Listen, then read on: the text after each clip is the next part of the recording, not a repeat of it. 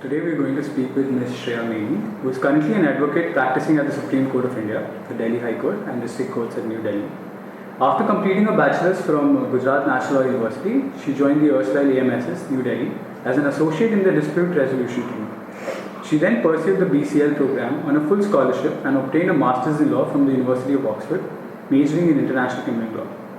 As a recipient of the Oxford Global Justice Award 2015 for Public International Law, Shreya worked with the International Restitution Mechanism for the Criminal Tribunals, MICT, a special court of the United Nations.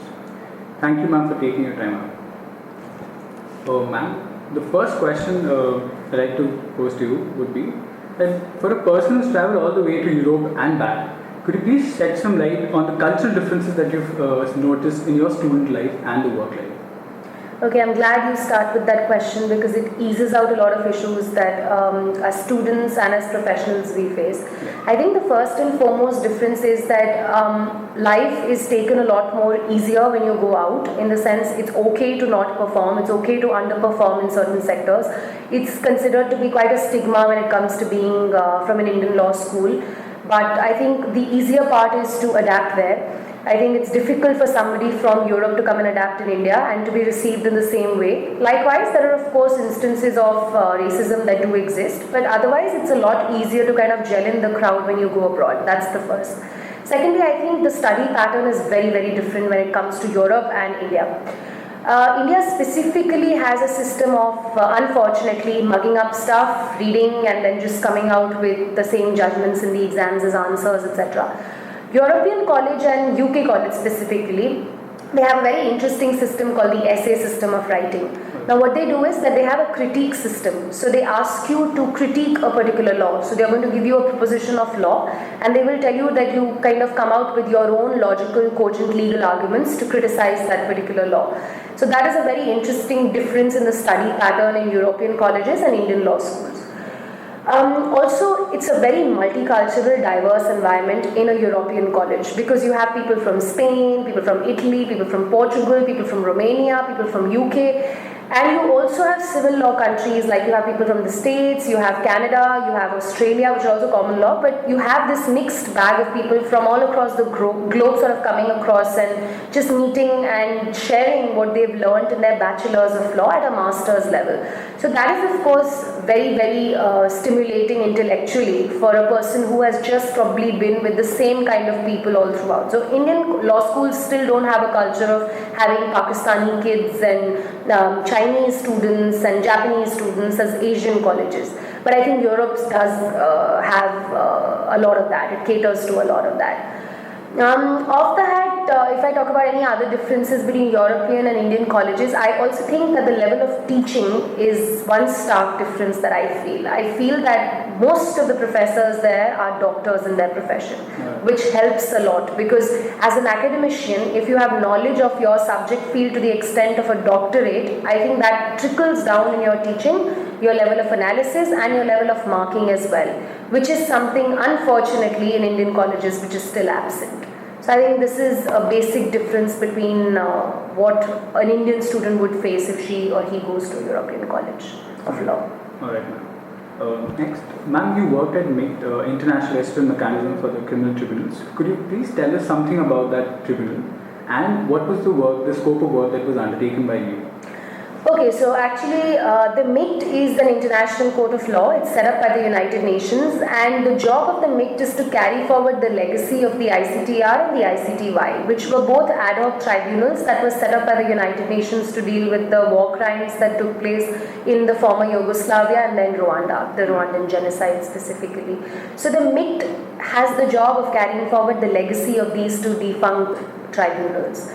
My job at the MICT essentially was a P2 levels job, which is an associate legal officer. As an advocate from India, my job was to advise them on common law backgrounds and issues as to what are the rights of an accused, for instance, what is a right to speedy and fair trial, The MICT essentially does a lot of administrative functions as well. For instance, it passes sentencing orders, it takes into account the human right issues which are faced by the prisoners, etc. So it's a mixed bag of work, and my job essentially revolved around three aspects of law. There was international criminal law, there was international humanitarian law, and there was also a general touch of public international law, comparative law from different jurisdictions. So the MICT is a beautiful body right now to work in because it's carving out its own law. The MICT doesn't have any of its own judgments. It is whenever there's a case that comes up at the MICT, so whatever crimes and criminals are being prosecuted at the ICTR, at the ICTY, all that is now coming up before the MICT because these two bodies are defunct. So the MICT deals with these issues at a very personal, new level. So they come out with cases themselves. So you're a part of the law being made. So that is why it's a very exciting time to be interning or working at the MICT at the moment. I was very fortunate because I was picked up by my faculty at the Oxford University. So he was a visiting judge who is now the president of the MICT, Judge Mehron.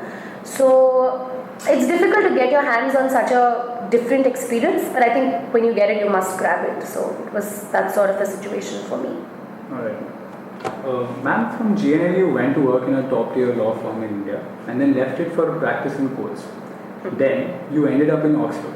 So could you please tell us about the thought process that came to you before each of such career altering decisions?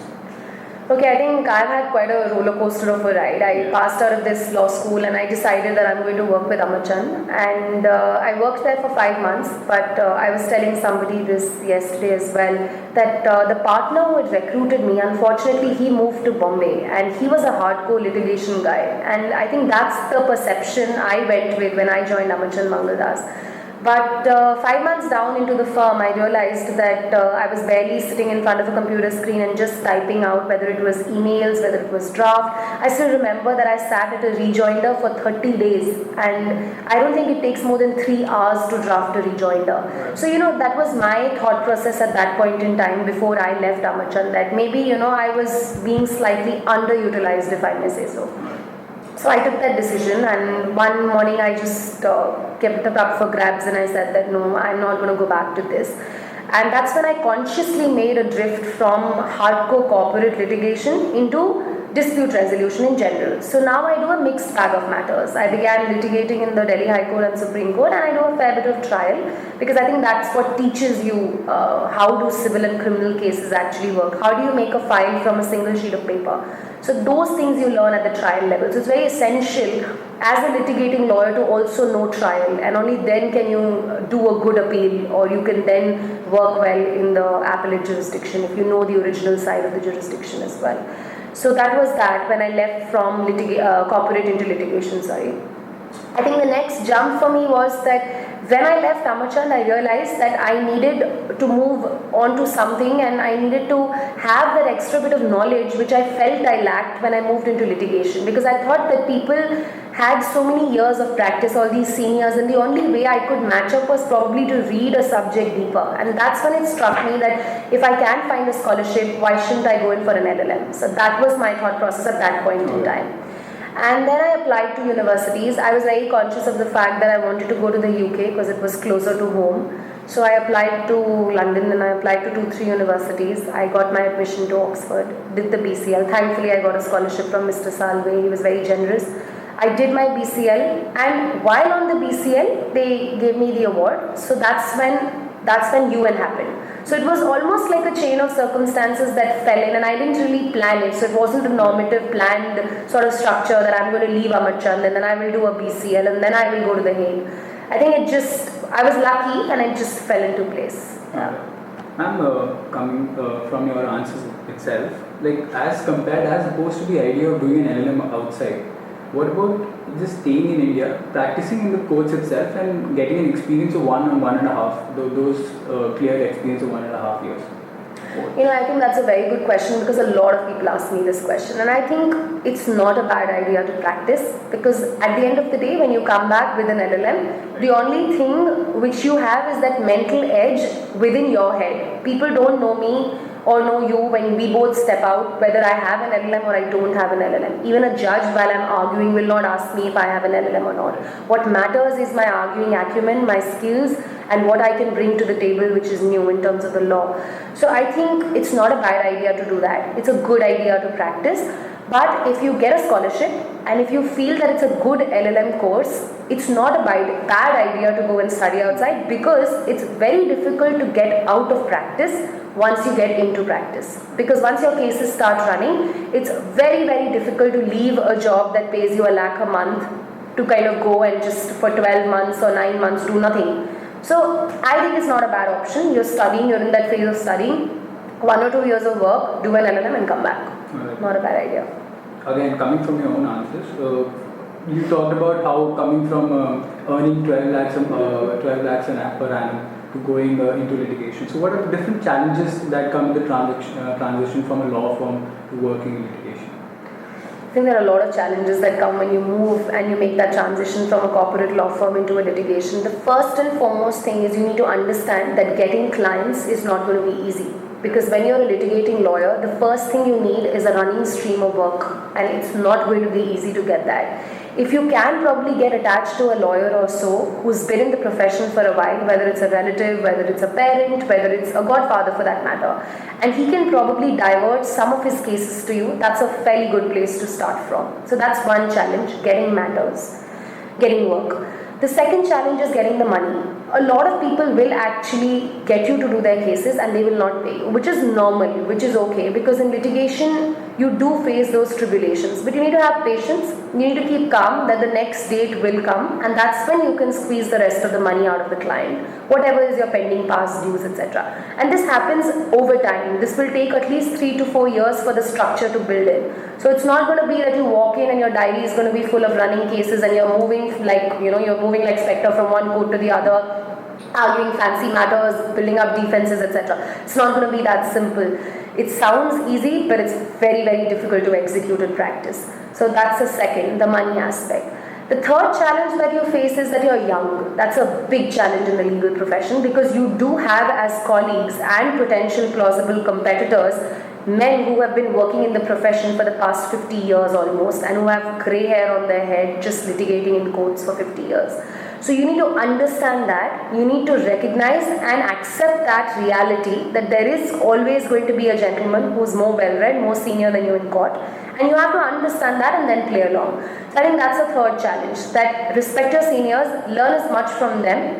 The fourth challenge is there's nobody to teach you. Law books are not a teacher when it comes to litigation.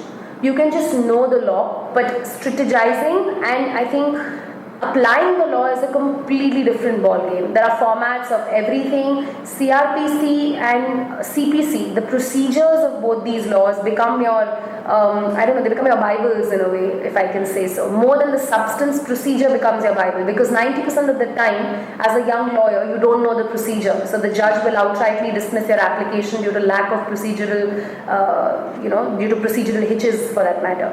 So these are some common issues which young lawyers face, and I would like to mention that this is something that I feel that being a woman, it's even harder in the litigation field.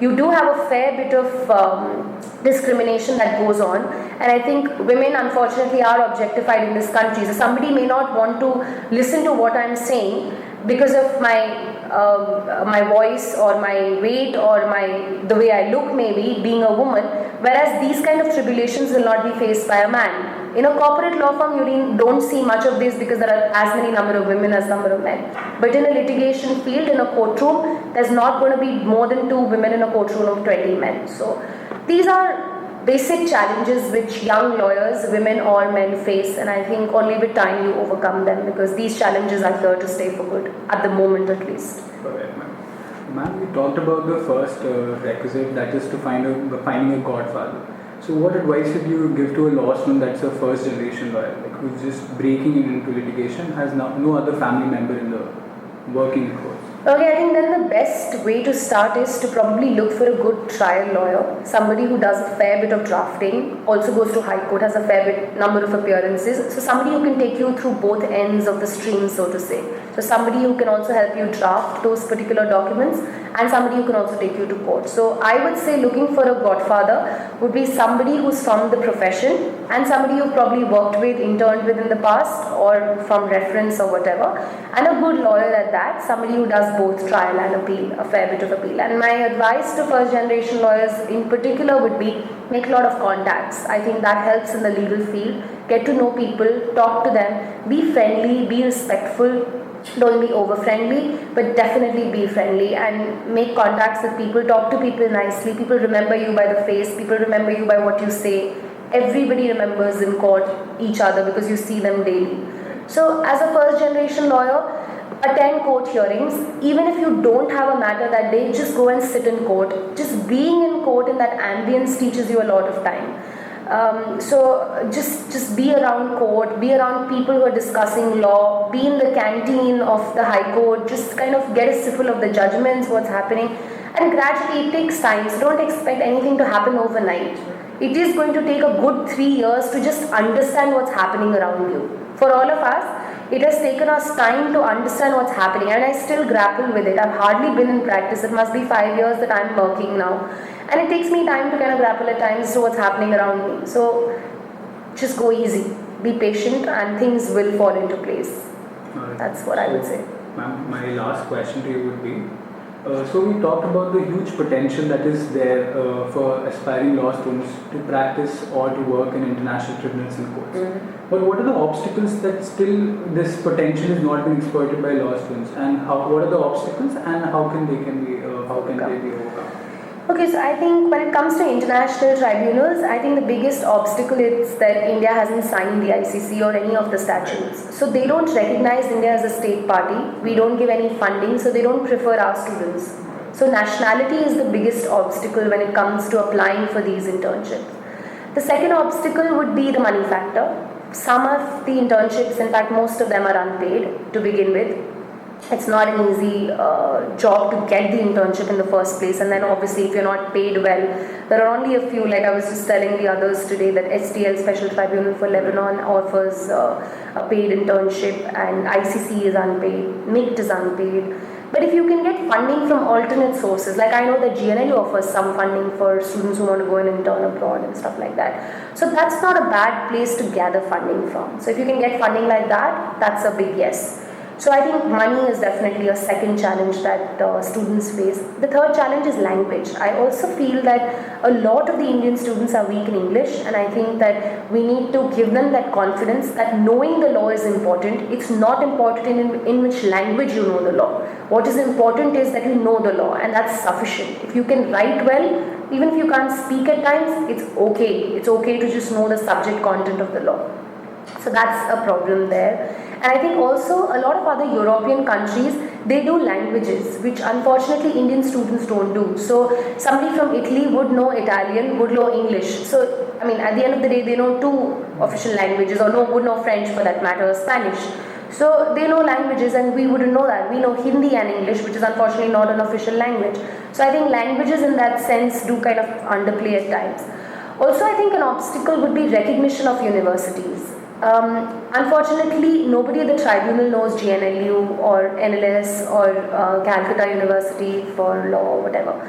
So, and a university like Oxford or Cambridge would be very well known when it comes to the international circuit. So I think that is why I keep telling people that if you want to crack through an international tribunal internship or a job even, the best way is to get hold of an international LLM, because once you do that, then you tell them that okay, I am a product of this particular university. So you kind of pitch yourself in a better way. And obviously if you come from a recognized university, they are way more than willing to take you. So I would say that these are a couple of obstacles, and the only way to overcome them is by compensating with a foreign LLM, by compensating with learning a foreign language, by compensating with probably getting funding from alternate sources. So these could be a couple of ways that you could overcome these issues. All right. Thank you for sharing your experience and your time with us. Thank you so much. Thank you.